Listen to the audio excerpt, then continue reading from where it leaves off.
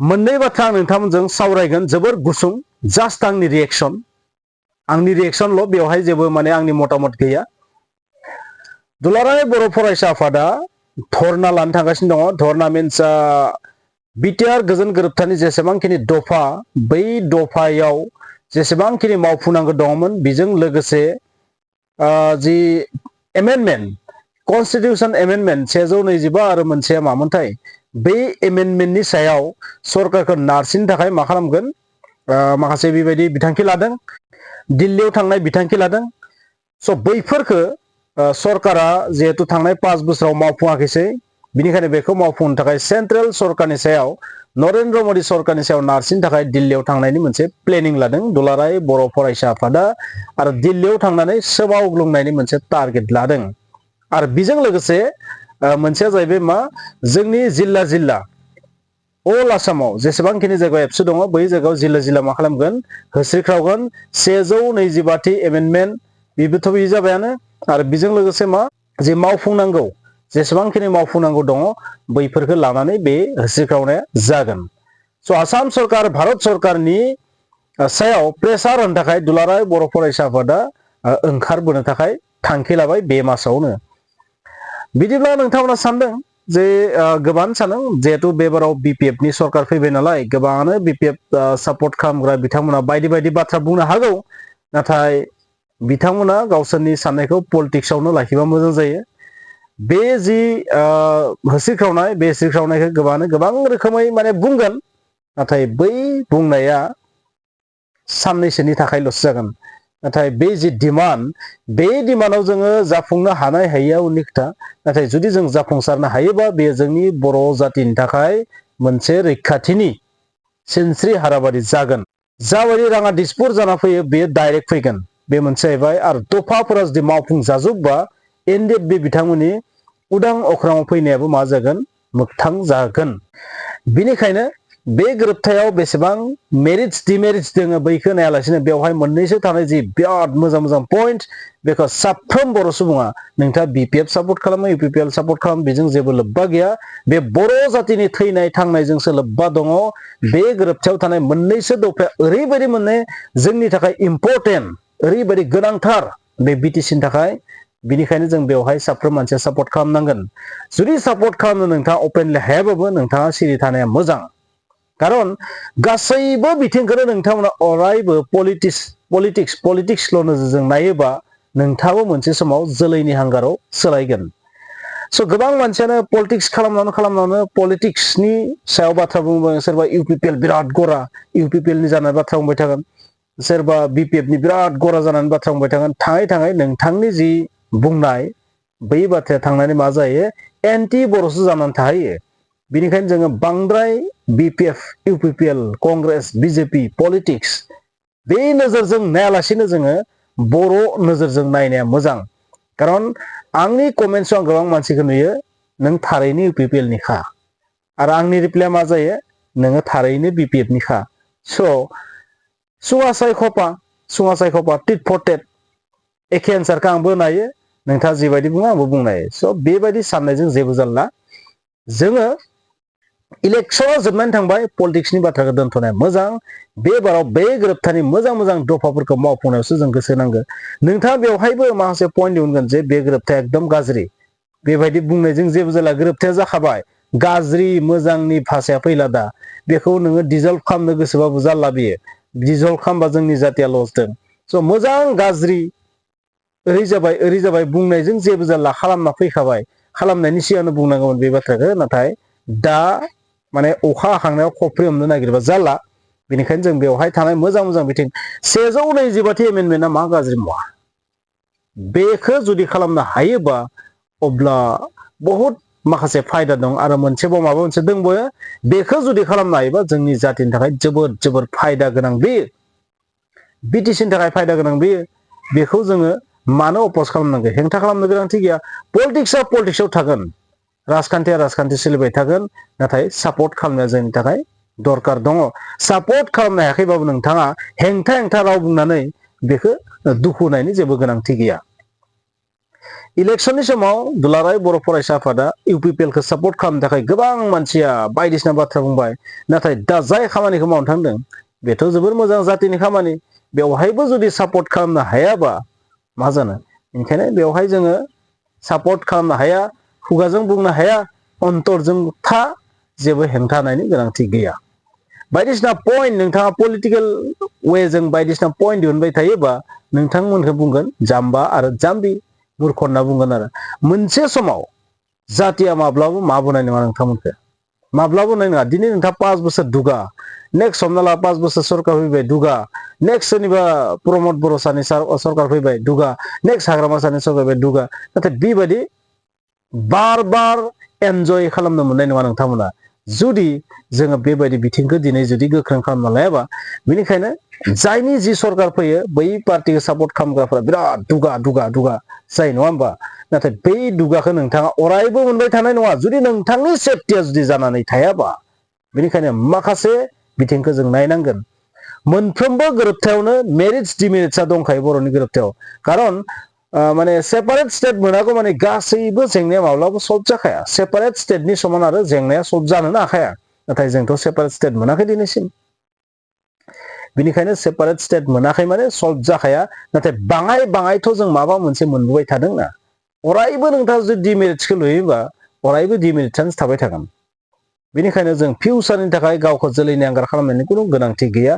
दिनै नोंथाङा नोंथांनि सरकार थानायाव जोबोद दुगा दुगा बाथ्रा बुंगोन बायदिसिना बाथ्रा बुंगोन नाथाय बे बुंनाया खै बोसोरमाननि उनाव मा जागोन नोंथाङा गावनो बुजिगोन आं बेसेबां मिस्टेकमोन आंनि साननाया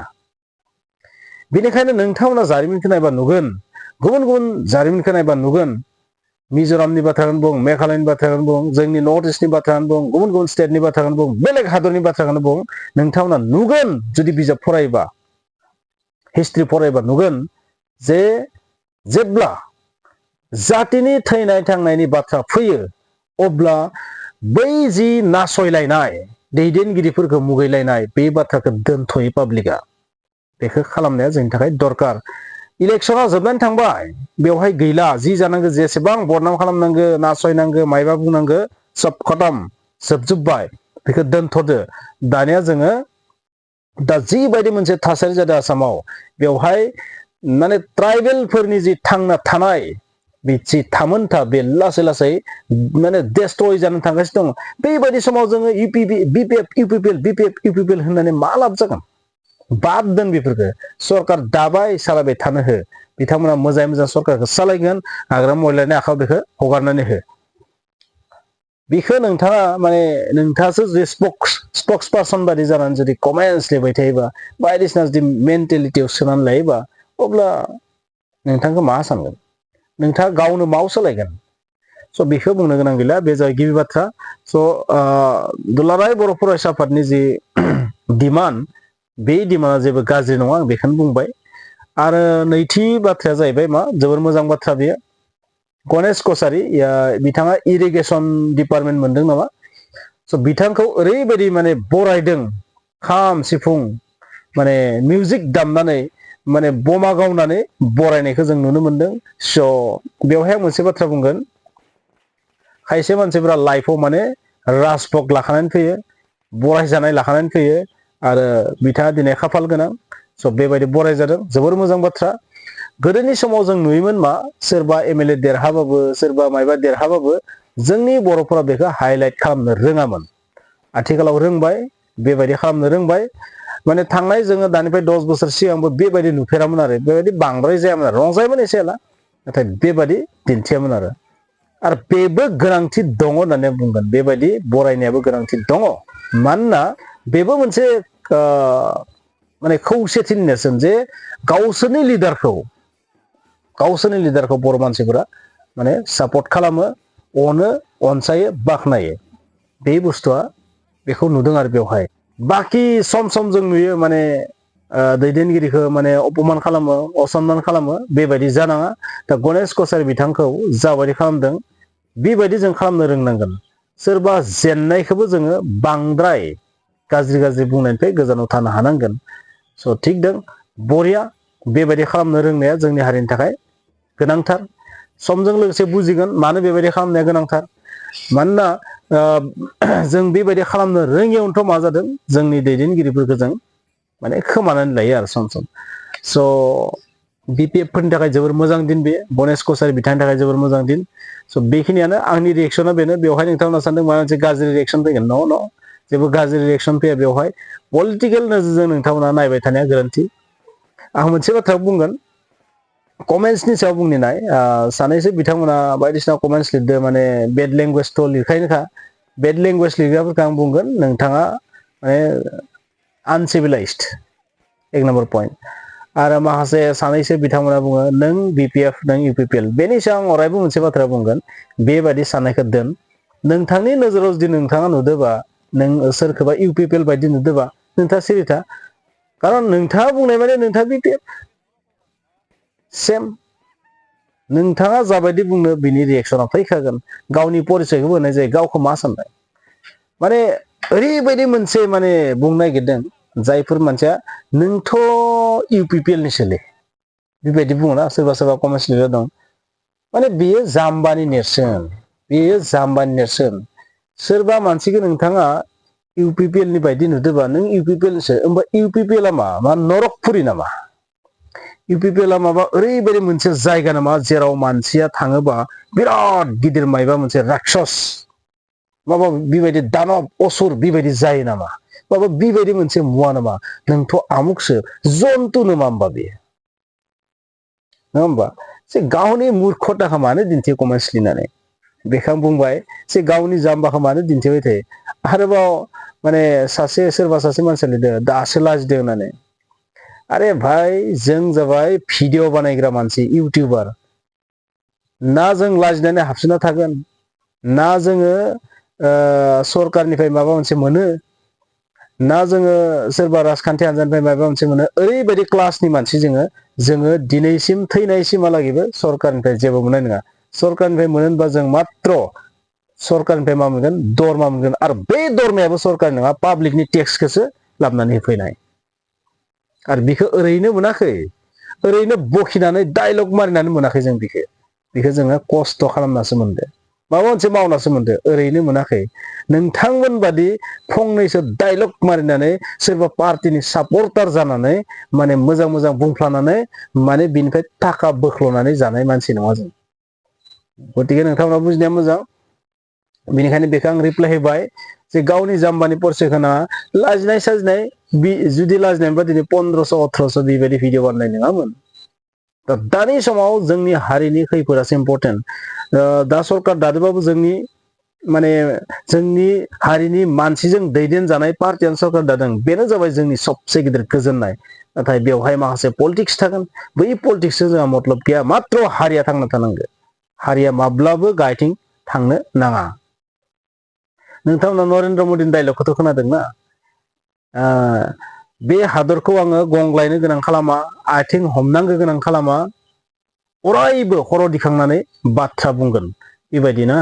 ये देश को मैं झुकने नहीं दूंगा मिटने नहीं दूंगा ओरै मोनसे डायलग मारिदोंमोन ना मदिया बै 2014 मायथाइयाव स' बेबादि जानांगोन जोंनि पार्टिफोरा साधारन फिसा फिसा पलिटिक्सनि थाखायनो जुदि हारिखौ खैफोदाव खोलैयोबा माखौबा जुदि माने डिस्ट्रय खालामोबा गावनि गादिनि थाखाय अब्ला बेखौ बुंला आरो नोंथांमोना बुजिबाय बेनिखायनो बांद्राय पलिटिक्स दा खालाम नोंथांमोना मोनसे समाव जाय बांद्राय अभार पलिटिक्स खालामोना बेयो हारिनि थाखाय जोलैनि हांगार जागोन